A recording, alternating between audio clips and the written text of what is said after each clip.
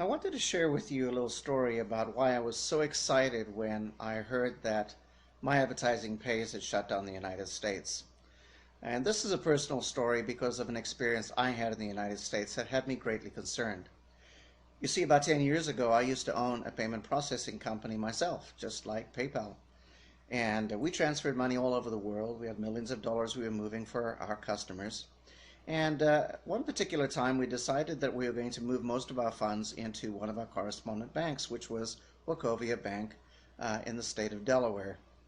And things were going very well. We were wiring money all over the world. It was simple. It was a fantastic program.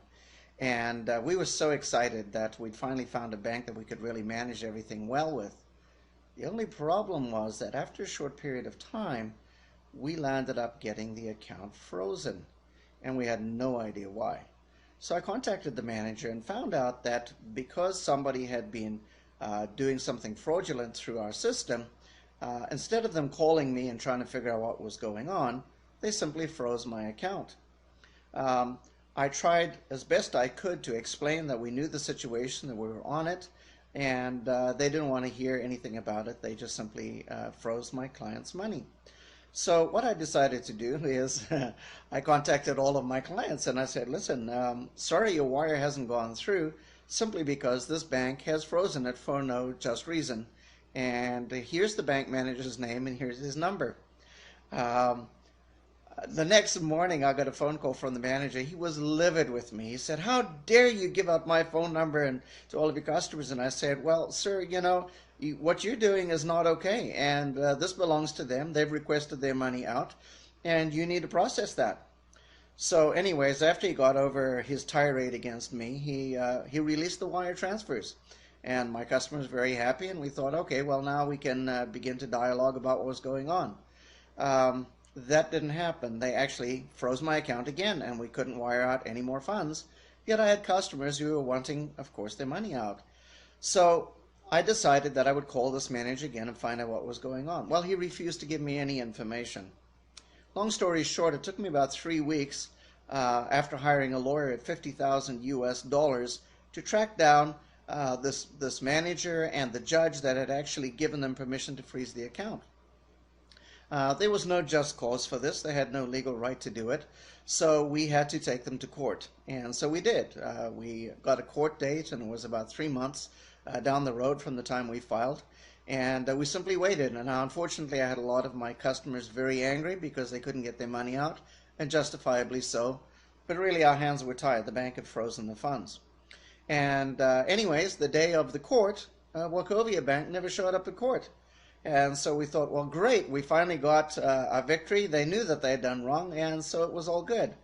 But that same day, later on, I get a notice from the state of Delaware saying that they have frozen the account because I apparently had to have a license to operate as a payment processor in the state of Delaware.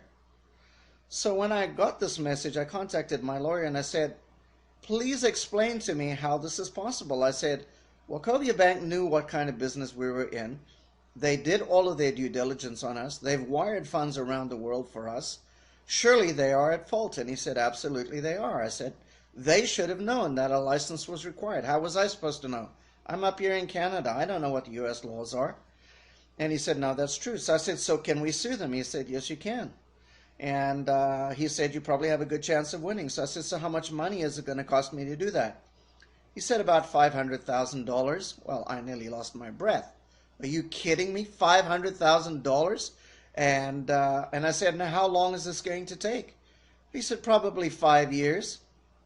And I said, there's no way. I mean, we can't have people's money frozen for 5 years. And where am I going to come up with $500,000 to pay legal fees?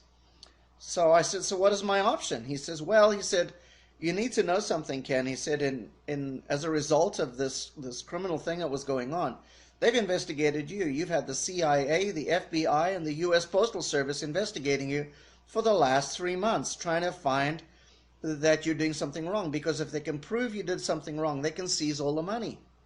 I said, really? They can just take my client's money? This isn't my money. This is my client's money. And he said, yeah, they can. I said, I don't see how that's even just or fair. He said, well, that's the way the law works here.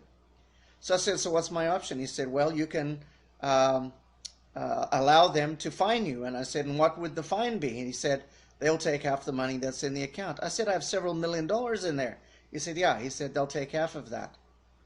I said, and then what? He said, then they go away and they leave you alone, and that's the end of the story. I said, you leave me between a rock and a hard place. I can't come up with $500,000 in legal fees. I can't wait 5 years. But now I have to tell my clients that through no fault of ours, the US government, the state of Delaware, can just take half of their money. And he said, yes, Ken, that's pretty much the way it is. So I had no choice. I was backed into a corner. I let them take half of the money. About 2 months later, I was doing some online researching about what had happened here. And of course, I only gave my customers half of their money back because that's all I got back. And my business was shut down as a result. But anyways, I discovered about 2 months later that when a government seizes money like this, they're supposed to post publicly that they are claiming this money, and if anybody has a legal right to it, they can claim it back. So I immediately called my lawyer and I said, is this true? And he said, yes, sir, it is. I said, why didn't you tell me this? He said, well, I didn't think to tell you. And I said, so none of my clients knew that this was going on, so they couldn't apply to the state of Delaware to get their money back. Can they still do that? And he said, unfortunately not. There's a 30-day statute of limitations. And the state of Delaware, all they have to do is run a classified ad in a local newspaper saying that if anybody has a legitimate claim, they can claim it. I said, you guys are the biggest crooks I've ever come across. And you see, I have had those kinds of experiences in the United States that they can just arbitrarily seize money. They can make up any kind of trump charge they want and do that. I've been a business consultant for many years, and I can tell you that the U.S. government goes after even people that are doing everything perfectly. They tie them up in court, they fine them all kinds of money on the stupidest trumped up things, and as a result, many great businesses are shut down in the United States. You see, the U.S. is the most litigious country in the entire world, and that is why I'm excited that MAP has gotten out of there. Because really, folks, we don't want this company tied up by the U.S. government making false allegations or seizing money, as they will do arbitrarily. I swallowed a very bitter pill. I had a very bad experience, and my experience is not unique. And so for those of you who have any questions or concerns why Myadvertisingpays moved out of the United States, I want to tell you from my own experience and knowledge, it is the best thing that they could have done to protect us and to protect the profits that we are earning in this amazing company.